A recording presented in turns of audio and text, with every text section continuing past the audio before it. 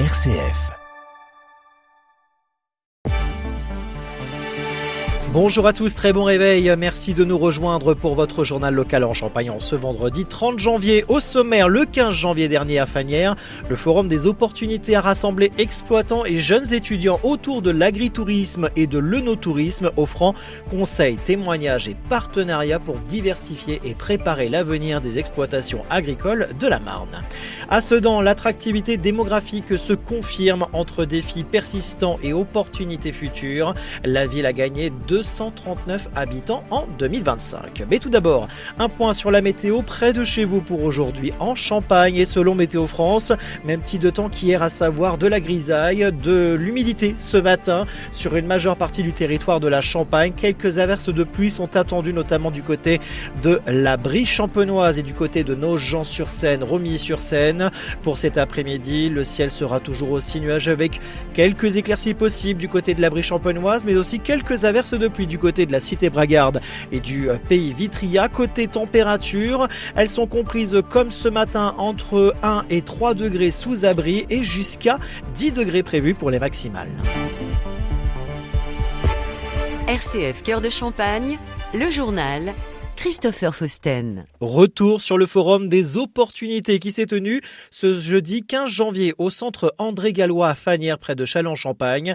Un rendez-vous incontournable pour les exploitants agricoles et viticoles de la Marne, organisé par la Chambre d'agriculture et la FDSEA de la Marne. Cette 8e édition mettait en avant l'agritourisme et l'œnotourisme, des pistes de diversification essentielles face aux défis du secteur. Volatilité des marchés, nouvelles attentes des consommateurs et qualité de vie au travail.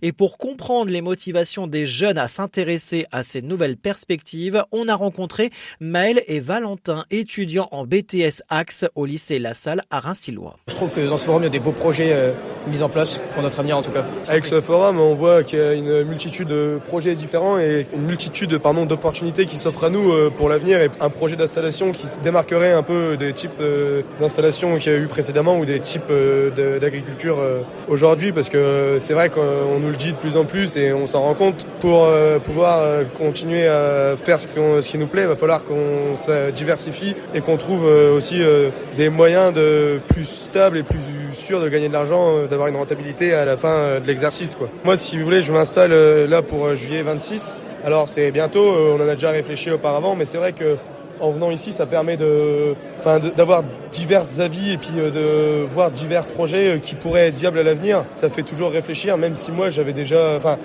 trouvé ce dans quoi je voulais me lancer, améliorer sur l'exploitation, quoi. Si diversifier ses activités est une vraie opportunité, ce n'est pas toujours simple à mettre en place sur le terrain. Victorien, étudiant en BTS Axe, nous explique les défis liés à l'installation et à l'implantation de nouvelles activités.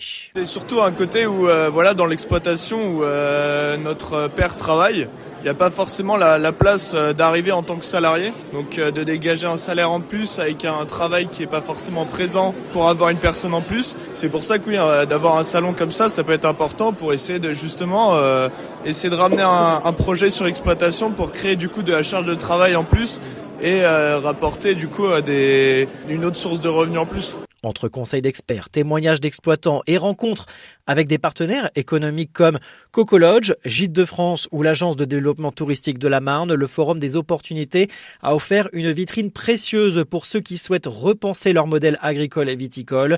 Pour les exploitants, jeunes ou confirmés, c'est un tremplin pour se diversifier et préparer l'avenir. Pour la 4e année consécutive, Sedan confirme sa dynamique démographique exceptionnelle dans les Ardennes. Selon les derniers chiffres de l'INSEE, la ville a gagné 239 habitants en 2025, portant sa population à 17 314 habitants contre 16 429 en 2019. Une progression de 646 habitants en 3 ans, puis de 239 supplémentaires en 2025, qui fait de Sedan la seule ville du département avec Villers-Semeuse à enregistrer une croissance continue depuis 2020.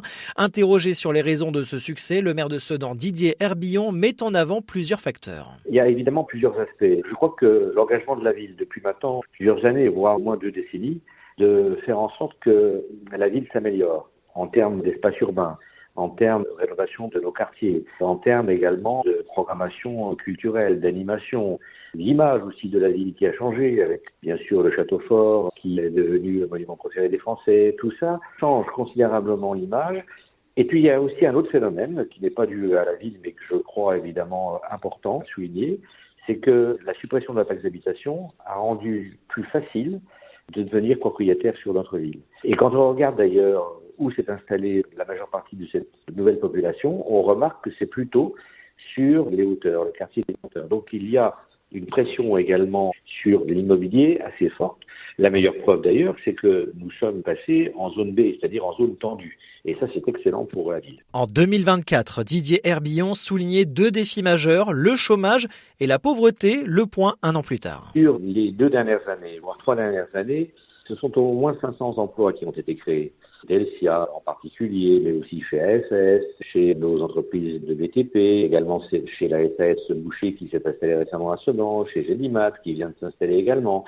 Et la création d'emplois, eh bien, c'est effectivement pour les Sedanais en difficulté des opportunités.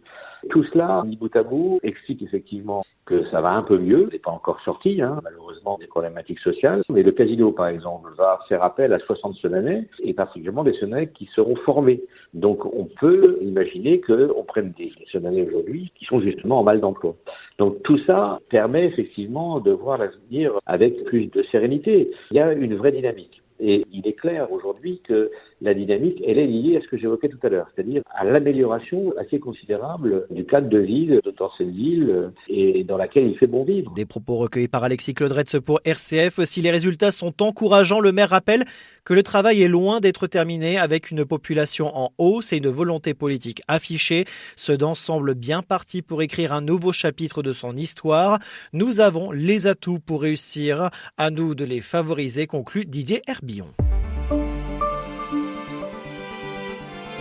Le diocèse de Châlons organise une table ronde jeudi prochain, 5 février, 20h30, à l'évêché ou en visioconférence, mais aussi sur les ondes de RCF autour d'un sujet sensible et d'actualité, la fin de vie. Intitulée Fin de vie, quels enjeux, quelle position de l'Église? Cette rencontre vise à éclairer les débats autour du droit à l'aide à mourir. Après la publication en janvier d'une tribune de l'épiscopat opposé au suicide assisté et à l'euthanasie, plusieurs questions seront abordées. Cette position est-elle comprise? L'Église est-elle à l'écoute de la détresse humaine? Pour en débattre, 4 intervenants. Monseigneur Franck Javary, évêque de Châlons, un médecin généraliste, une aumônière hospitalière et un théologien. Une soirée ouverte à tous pour mieux comprendre les enjeux éthiques et humains de la fin de vie.